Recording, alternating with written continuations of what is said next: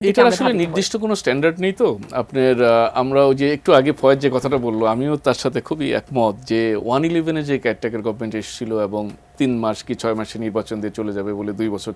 থেকে সেই অভিজ্ঞতা যেহেতু আছে রাজনৈতিক দলগুলোর সেক্ষেত্রে তাদের সন্দেহ বা রাজনৈতিক দলগুলো যে সন্দেহ করবে এটাও তার কাজের মধ্যেরই একটা অংশ যে তারা ধরেন সরকার একটি চুক্তি করতে যাচ্ছে সেখানে রাজনৈতিক দলগুলো সন্দেহ করবে যে এটা কি আমাদের পাল্লা ভারী হচ্ছে নাকি বিদেশি স্বার্থ দেখা হচ্ছে একটি ক্রিয়াশীল রাজনৈতিক দলের এগুলো দোষের কিছু না এগুলো কর্মকাণ্ড তার থাকবেই আর একটি কথা যেটি বিএনপি বা অন্য দলগুলো জোরে সোরে বলার চেষ্টা করতেছে যে এখন যারা সংস্কার করতেছে তারা তো একটি অভ্যুত্থানের মাধ্যমে সরকার গঠন করেছে তাদেরকে আসলে এই ম্যান্ডেটটা কে দিবে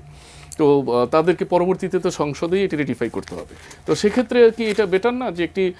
নির্বাচন সুষ্ঠু এবং অংশগ্রহণমূলক নির্বাচনের জন্য যে সংস্কারটুকু দরকার সেটুকু যদি এই সরকার করে দেয় তাহলে যারা ক্ষমতায় আসবে তারা জনগণের ম্যান্ডেট নিয়ে এসে তারা যে কোনো সংস্কারই দীর্ঘমেয়াদী লাগুক বা স্বল্পমেয়াদী লাগুক তারা করতে পারে এটা তাদের পক্ষের যুক্তি এবং তাদের প্রত্যাশা এরকম তো এটিও তো আমার মনে হয় যে সরকার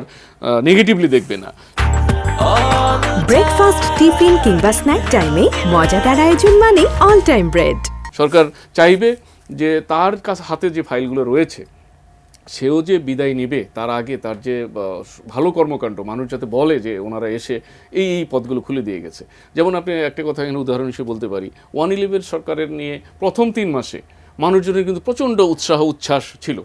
এরপরে যখন একটু একটু দেখা গেল যে অন্যদের মতোই আচরণ করতেছে বা যারা দায়িত্বশীল লোক তারা ঠিক স্বজনপ্রীতির বাইরে যেতে পারছে না তখন কিন্তু শুরু হয়ে গেল তাদেরকে নিয়ে সমালোচনা কিন্তু এরপরও বিচার বিভাগ পৃথকীকরণের যে কাজটা ওই সময় তারা করে দিয়ে গেছিল সেটা কিন্তু এখনও মানুষ মনে করে যে আপনারা লক্ষ্য করেছেন যে এর আগে যে তত্ত্বাবধায়ক সরকারের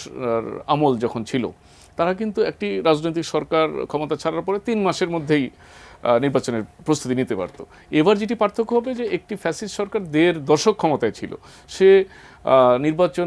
নির্বাচন আয়োজন করার জন্য যারা সংশ্লিষ্ট থাকে তাদের সবার খোলনলচে সে পাল্টে দিয়ে গেছে এবং একটি দলীয় কার্যালয় বানিয়ে ফেলেছিল নির্বাচন কমিশনকে সেই কারণে সময় একটু বেশি লাগবে তো সেই বেশিটা কত বেশি আমার ধারণা যে আগামী 6 মাসের মধ্যে টার্গেট করলে পরেও সেগুলো হয়তো সম্ভব হয়ে যাবে তবে এক্ষেত্রে সবচেয়ে জরুরি হচ্ছে নির্বাচন কমিশন সংস্কার করা আইন শৃঙ্খলা পরিস্থিতি সংস্কার করা প্রশাসনেরও সংস্কার লাগবে